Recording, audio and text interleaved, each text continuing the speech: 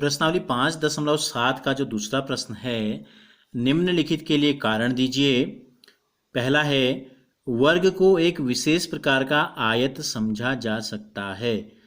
वर्ग को एक विशेष प्रकार का आयत भी समझा जा सकता है, ऐसा क्यों होता है, ये कारण हमको बताना है। तो देखो, वर्ग में हमने बताया था चारों भुजाएं बराबर होती हैं और चारों कोण समकोण होते हैं, जबकि आयत में क्या है, इसमें आमने सामने की भुजाएं बराबर होती हैं और चारों कोण समकोण होते हैं। तो वर्ग में, जैसे ये वर्ग है आपका, ठीक है, और ये आयत है, तो वर्ग को हम आयत कह सकते नहीं कह सकते, क्यों नहीं, देखो कोण तो बराबर ही हैं, एक जैसे हैं। अब ये भुजा इसके बराबर और ये भुजा इसके बराबर, आमने चारों भुजाएं बराबर हैं, तो आमने सामने की भुजाएं तो बराबर होंगी ही होंगी। तो लिख देंगे क्योंकि वर्ग को विशेष प्रकार का आयत इसलिए समझा जा सकता है क्योंकि वर्ग की, या वर्ग में भी, ठीक है, वर्ग में भी लिख सकते हैं, आमने सामने या सम्मुख भुजाएं भी कह सकते हैं। आमने सामने की भुजाएं बराबर होती हैं, ये इसका कारण हो गया। दूसरा पूछा है, आयत को एक विशेष प्रकार का समांतर चतुर्भुज क्यों कहा जा सकता है। देखो, समांतर चतुर्भुज में हमने आपसे कहा था कि सम्मुख भुजाओं के दोनों युग्म समांतर होते हैं, और उसके गुणधर्म में हमने आपको बताया था कि सम्मुख कोण बराबर होते हैं और सम्मुख भुजाएं बराबर होती हैं। तो आमने सामने की भुजाएं बराबर होती हैं, तो आयत में भी आमने सामने की भुजाएं बराबर होती हैं।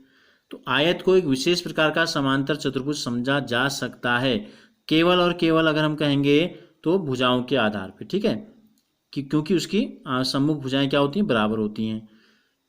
तो आयत को एक विशेष प्रकार का समांतर चतुर्भुज समझा जा सकता है क्योंकि समांतर चतुर्भुज में भी सम्मुख भुजाएं बराबर होती हैं, यानी कि आमने सामने की जो भुजाएं होती हैं क्या होती हैं, बराबर होती हैं, और आयत में भी क्या होती हैं, सम्मुख भुजाएं बराबर होती हैं।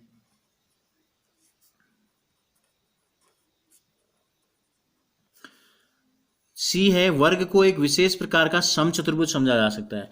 देखो, वर्ग की चारों भुजाएं बराबर होती हैं और समचतुर्भुज की भी क्या होती हैं, सभी भुजाएं बराबर होती हैं। चतुर्भुज है तो चार ही भुजाएं होंगी, तो वर्ग की भी चारों भुजाएं बराबर होती हैं। समचतुर्भुज का मतलब है ऐसा चतुर्भुज जिसकी सभी भुजाएं बराबर होती हैं। तो क्यों समझा जाता है, कारण हमको बताना है। क्योंकि समचतुर्भुज में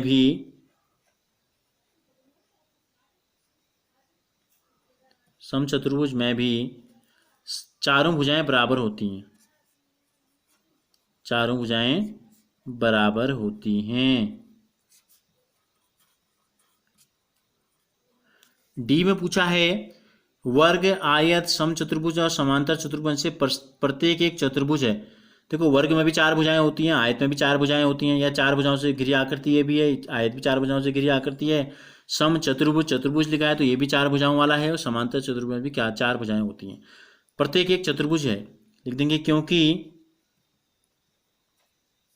उपरोक्त सभी जो दिए गए हैं प्रश्न में, उपरोक्त सभी चार भुजाओं से बंद आकृतियां हैं, या चार भुजाओं से या चार रेखाखंडों से बनी आकृतियां भी कह सकते हैं।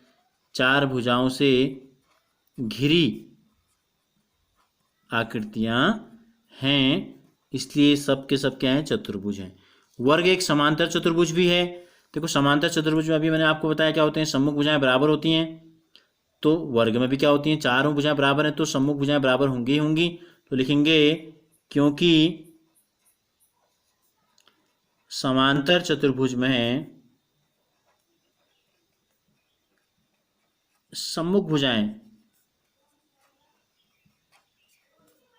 बराबर होती हैं, क्या होती हैं, बराबर होती हैं। समांतर तो हैं, समांतर है, वर्ग में समांतर भी होती हैं, ठीक है, और बराबर भी होती हैं।